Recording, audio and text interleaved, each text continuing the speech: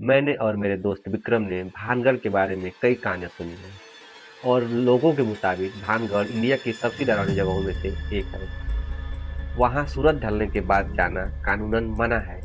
कहते हैं इस किले में रानी रत्नावती रहती थी, जिसकी खूबसूरती की चर्चा दूर दूर तक की जाती थी। किले के पास एक सिन्हाई नाम का तांत्रिक रहता था, जो राजकुमारी की सुंदरता पर मोहित हो गया और किसी भी कीमत पर राजकुमारी को हासिल करना चाहता था। एक बार राजकुमारी अपनी दासियों के साथ बाजार में इत्र खरीदने के लिए निकली।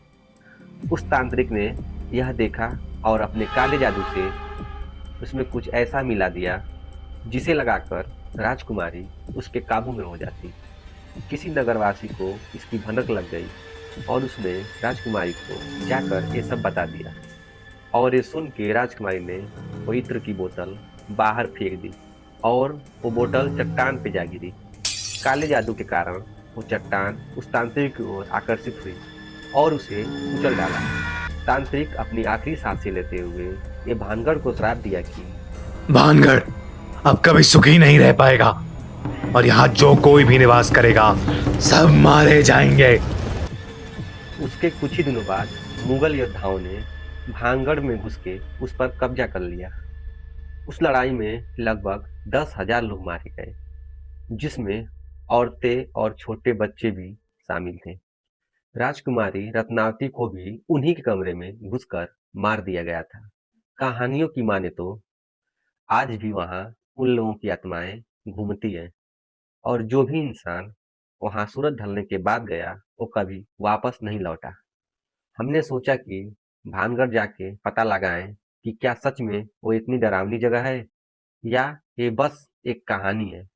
करीब रात 8 बजे हम दोनों गार्ड को कुछ पैसे देके अंदर घुस गए। अंदर घुसते ही ऐसा लगा कि जैसे हवा रुक सी गई हो। अजीब सी घुटन हो रही थी। हमने किले के एक दो चक्कर लगाए, लेकिन हमें कहीं भी कुछ भूतिया नहीं दिखा। मुझे एक जरूरी कॉल करना था, तो मैं नेटवर्क के चक्कर में किले के दूसरी तरफ चला गया और जैसे ही मैंने कॉल मिलाया, किसी लड़की की चीखने की आवाज सुनाई दी और मैं भागा भागा विक्रम के पास लौटा, लेकिन वहां वो था ही नहीं। मैंने उसे काफी आवाज लगाई, लेकिन कोई भी जवाब नहीं आया। तभी मुझे ऊपर के कमरे से थम थम करने की आवाज आई, तो मैं उस तरफ चलने लगा। जैसे ही मैं सीढ़ियां चढ़ रहा था, तो मुझे पायल की आवाज छन छन सुनाई दे रही थी। ऐसा प्रतीत हो रहा था कि मेरे पीछे पीछे कोई लड़की भी चल रही है। अब मुझे काफी डर लगने लगा था।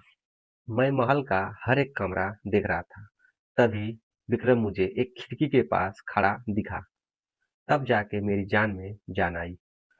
लेकिन विक्रम एकदम चुपचाप खड़ा था और लाख बुलाने पर भी वह जवाब नहीं दिया।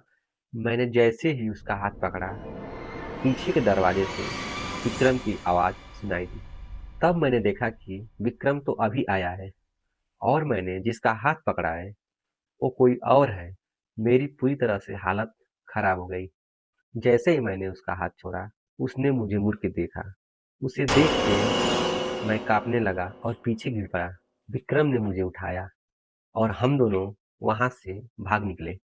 मैंने उसे बताया कि मेरे साथ क्या-क्या हुआ। तभी विक्रम ने भी बताया कि मैंने भी किसी लाल साड़ी वाला भूत देखा। हम लोग वहां से बच के वापस तो आ गए, लेकिन उसके बाद हम लोगों ने कभी भानगढ़ जाने का विचार अपने मन में नहीं लाया और ना ही किसी को वहां जाने की सलाह देते हैं। अगर आपके साथ भी कोई ऐसी घटना हुई है, तो आप कमेंट में जरूर बताएं।